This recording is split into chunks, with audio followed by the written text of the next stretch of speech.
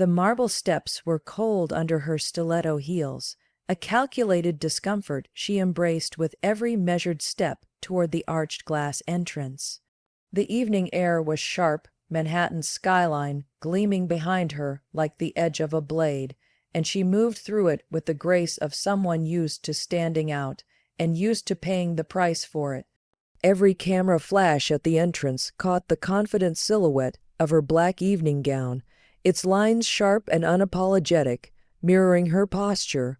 The invitation had been engraved in gold foil, the kind reserved for royalty, Fortune 100 elites, and legacy families who own the city in quiet, generational whispers. She was not born among them, but tonight she would walk through their front door anyway. A valet opened the door with a hesitation so brief it was nearly imperceptible, but not to her. She noticed hesitation the way other people notice bad lighting or off-key music. It was background noise to her life. Her smile, practiced but not hollow, greeted the lobby like it greeted boardrooms and press conferences. She had been named CEO of one of the fastest growing fintech companies on the East Coast just 18 months ago, the youngest and first Black woman to ever helm a company of that size in the firm's history. A magazine cover had called her the face of the future, but tonight, here, she felt how unwelcome the future could be. The Fundraiser was in a private art gallery above a historic mansion owned by a family whose name had been carved into buildings, universities, and trusts for nearly 2 centuries. Their power was old, inherited, calcified.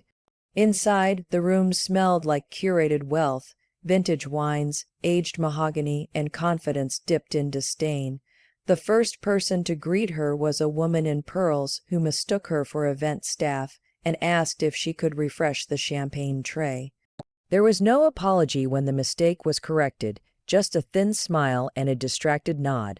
Conversation ceased for a fraction of a second when she passed, her skin, her posture, the cut of her dress. They all interrupted the natural rhythm of the room. A man with salt-tanned, pepper hair, whose hedge fund once tried to buy out her company, nodded at her with a sort of bemused curiosity, like watching a chess piece land where it didn't belong. She kept her back straight, chin up, the way her grandmother taught her. The first thing they'll try to take is your right to belong in the room. Don't give them a damn inch. She knew many of the guests by reputation, oil heirs, tech lords, whisperers of Washington influence. The hosts, the billionaire family who had extended the invitation, stood near a sculpture installation worth more than some city budgets. Their patriarch, a man who had been on the cover of Forbes since before she'd finished high school, raised his glass to her in acknowledgement when their eyes met. But the gesture was off. It was too long, too performative, like he wanted witnesses to see he was being gracious. She had studied his body language on screens for years, his dismissive wave in boardrooms, the tilt of his head when he spoke over someone. Tonight, he moved like a man who had something to prove, and maybe someone to put in their place. Her name had been listed among the evening's featured guests, a panel speaker on the future of equitable investing, but when she checked in at the podium near the event coordinator, they couldn't find her name. It must be a clerical issue, the young assistant murmured, eyes flicking from her face to her name tag, uncertain whether to offer her a replacement seat or simply move along. She stayed calm, smiled thinly, and waited while they made calls. No one offered her a drink while she stood in limbo. Eventually, a secondary usher escorted her to a small side table, barely within view of the main stage. The crowd, thick with designer fabric and inherited ease, flowed around her like she was furniture. She made a few attempts at conversation, her voice smooth, her words sharp, but most people's eyes glazed over halfway through her sentences. A junior executive from a major bank recognized her and leaned in eagerly, but just as quickly turned sheepish when a senior partner appeared and suggested they mingle with the key players. She caught a glimpse of herself in one of the mirrored installations, poised, elegant, entirely alone. Her presence rippled through the room like a foreign current. felt, resisted, then ignored. She stood with her back straight, fingers grazing the rim of her untouched glass of champagne, watching as the circles of conversation looped around her without ever opening to include her. The men in navy suits and women in muted designer gowns spoke in shorthand. Names of senators and CEO passed between them like passwords. She knew all of them, not just the names, but the moves they made, the deals they cut, the wars they funded quietly with campaign checks. But knowledge alone wasn't enough to buy space here. Here, currency was legacy, and hers was a new print the old world hadn't approved. The fundraiser was supposedly about innovation, inclusion, the future of global equity. But the air was thick with nostalgia for the past: old money, old rules, old power. Her name appeared on the event program. Her company was a sponsor, yet each introduction came with a pause. People read her name tag with faint surprise before offering clipped greetings. One woman from a global bank offered a limp handshake and said, "Oh, I thought you'd be older." Another, a tech investor known for his performative allyship, said with a chuckle, "You've really come out of nowhere, haven't you?" The words weren't meant as a compliment. They were a reminder. She moved from group to group, navigating the room with deliberate ease, the same way she moved through quarterly calls with shareholders who always mistook her calm for inexperience. A man from a well-known private equity firm kept referring to her ideas as ambitious. In that way, men often use the word when they want to suggest you don't know your place. Another guest interrupted her mid-sentence to explain her own product back to her, slower and louder, as if he were teaching a child. She smiled, nodded, and let it pass, the way Black women in power are conditioned to do when surrounded by fragile egos disguised as mentorship. The hosts made their way through the crowd at intervals, the patriarch leading with a grin that didn't quite reach his eyes. He offered her a compliment that felt like a test: how impressive it was that her company had made it this far, considering the climate. She thanked him with the measured diplomacy of someone who understood what he was really saying. He didn't mention that his venture capital arm had passed on her Series B round 3 years ago with the rationale that the market wasn't ready. Now, with her valuation at 9 figures, he stood before her acting like he'd known it all along. A younger member of the family, slick-haired and Harvard-educated, tried to engage her in a conversation about diversity hiring. He spoke in buzzwords and pointedly mentioned a board initiative his family foundation had just funded. When she asked how many Black executives currently sat on their board, he faltered, then changed the subject to their charitable giving in underrepresented communities. She listened politely, noting how quickly his tone shifted from performative interest to patronizing advice about sustainability and playing the long game. She had been in hundreds of rooms like this one.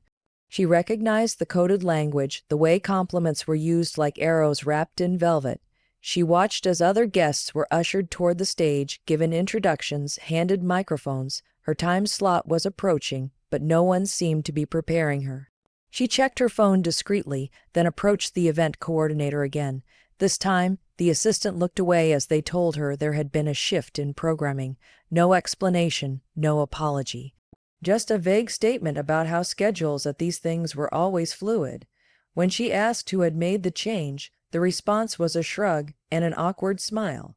A man standing nearby, overhearing the conversation, looked at her with a pitying glance, as if witnessing a car engine sputtering on the side of the road. "Sometimes these things happen," he said. She didn't reply. Her silence was not weakness, but calculation. She knew the cost of reacting too quickly, too openly, too passionately. Any emotion she displayed would be dissected, reframed, used against her.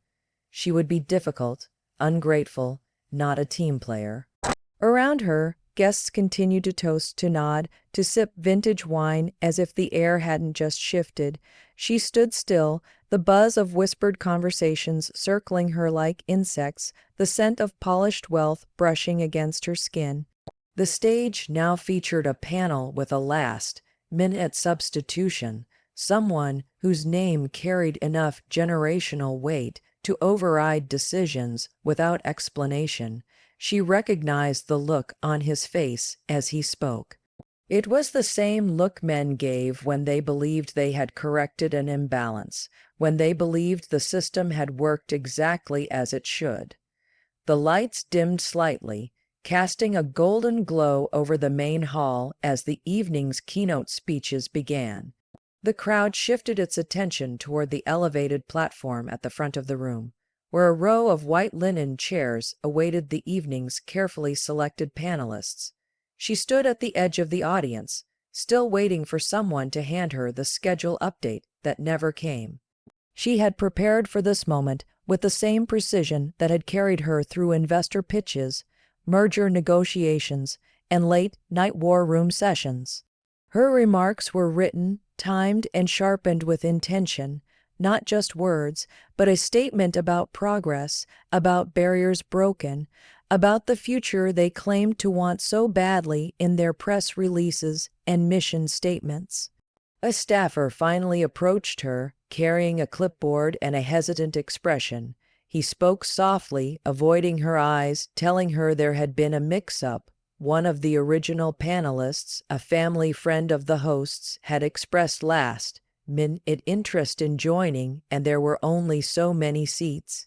He said it was out of his hands, said he hoped she understood, then walked off before she could respond. Her slot had been quietly erased, replaced by someone with no connection to the theme, no record of work in the sector, but a last name that made all explanations unnecessary. The stage filled quickly with applause as the substitute panelist took the microphone. The billionaire patriarch stood near the edge, clapping with exaggerated enthusiasm, clearly pleased with the reshuffling. As the speakers began, she remained at the perimeter, her posture impeccable, every muscle in her face neutral. The audience leaned in as vague statements about innovation and opportunity floated through the air, recycled lines about disruption, spoken by men who had never been disrupted in their lives. She heard one of her own points echoed by another speaker almost verbatim, something she'd shared in a pre-panel meeting earlier in the week, now repackaged without attribution. A woman seated near the front turned and whispered something to her companion, then glanced back at her with an expression that hovered between confusion and amusement, the kind of look someone might give to a person mistakenly standing at the wrong door. The embarrassment wasn't loud, wasn't theatrical. It was quiet, seeping in through 1,000 small gestures, the lack of acknowledgement from the hosts, the way the camera crew ignored her, the way the photographer positioned her just outside the edges of every group shot. Her public removal from the agenda had been engineered to feel accidental, impersonal, bureaucratic, but it wasn't. It was a message. She excused herself and stepped into the hallway, away from the hum of conversation, where the quiet echoed louder than any applause. Her assistant, who had accompanied her to the venue earlier, met her near the exit, confusion written across his face. He asked if she wanted to leave. She didn't answer right away. Instead, she walked to the monitor just outside the main room, where a live feed of the panel was being displayed. There on the screen was the man who'd taken her place, laughing through a meandering anecdote about failing forward during a startup that had been funded with family money and sold off at a loss with no consequence. The audience laughed with him, as if this moment held gravity, as if these were insights worth paying to hear. Her name, once listed on the marquee behind the stage, had already been replaced digitally. A technician had updated the background in real time, erasing her from the screen as cleanly as if she'd never been there. One guest passed her in the hallway, gave her a smile that was meant to be sympathetic but landed hollow. Another offered a comment about how unpredictable these events could be, and how unfortunate it was that her moment got bumped. The word lingered in the air, bumped, as if she were a flight passenger rebooked without notice, as if the decision hadn't been deliberate. Back inside the room, the panel wound down with forced enthusiasm. The host family clapped again, this time rising to their feet, leading the room in a standing ovation that felt entirely disconnected from the substance of what had just occurred. She watched through the doorframe, as her vision for the future was discussed without her, as her voice was silenced, without anyone having to say the words out loud. She stayed in the hallway longer than she meant to, still watching the screen, still listening to the panelists discuss the future as if it were some distant idea they might one day choose to allow. The words came easy to them: access, opportunity, innovation. But none of them had ever had to fight for access, been denied opportunity, or been seen as an innovation just by walking into a room. The applause inside carried on, polite and polished, wrapping around the panelists like a warm coat they never had to earn. She knew better than to interrupt that kind of comfort. She knew how these rooms worked, how the same systems replicated themselves behind every velvet rope and glass door. What they didn't know was how far she had come to stand here, how many doors she had pushed open that were never meant for her. She had grown up 2 train lines and a lifetime away from this kind of gathering.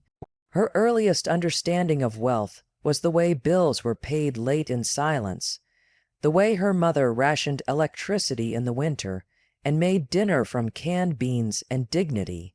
She remembered watching her mother iron a single blouse carefully every Sunday night for her Monday shift at the hospital.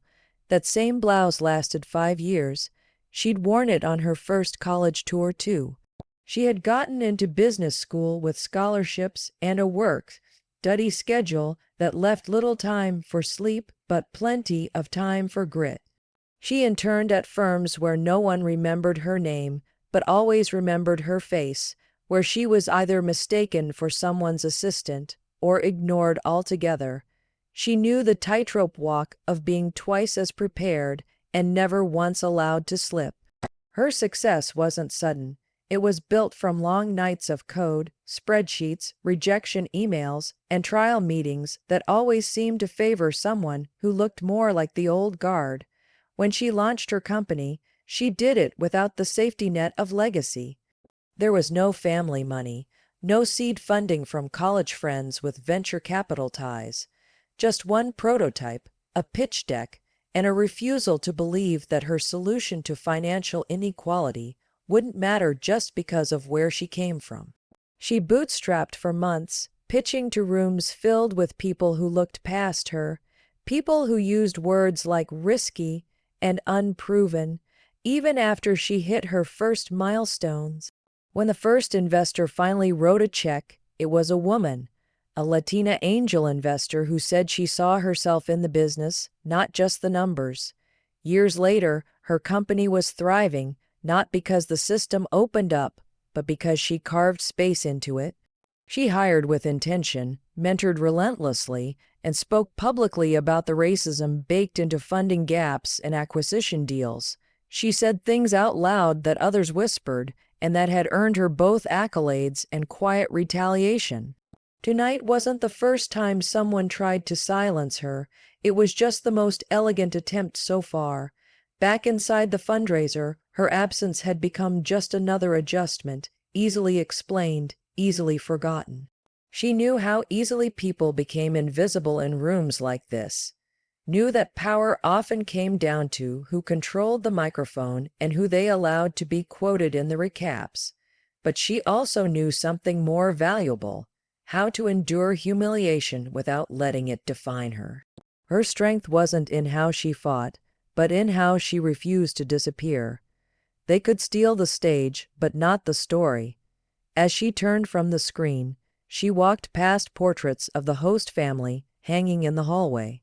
Generations of their legacy lined the walls, painted in oil and framed in gold. She paused at one, an older man with pale eyes and a rigid jaw, probably a senator or banker or both. The caption below his portrait described him as a visionary, a title that men like him earned just by existing in the right lineage. Her footsteps echoed in the empty corridor, a stark contrast to the laughter still floating through the main hall. She adjusted the collar of her coat, the satin of her dress catching against the fabric like silk against armor. She thought of all the times she'd had to recover from moments like this, not always this public, not always this cruel, but always just quiet enough that no one outside the moment saw the damage. She had learned to carry that weight differently over the years. Not with bitterness, but with clarity. She knew who she was when no one was watching, knew the measure of her voice when no one handed her a mic, knew the cost of being first, and the reward of not being broken by it the next morning. The story had already started to unravel in headlines. Not the kind that tell the truth plainly, but the ones that circle it like vultures. Vague, curated, speculative.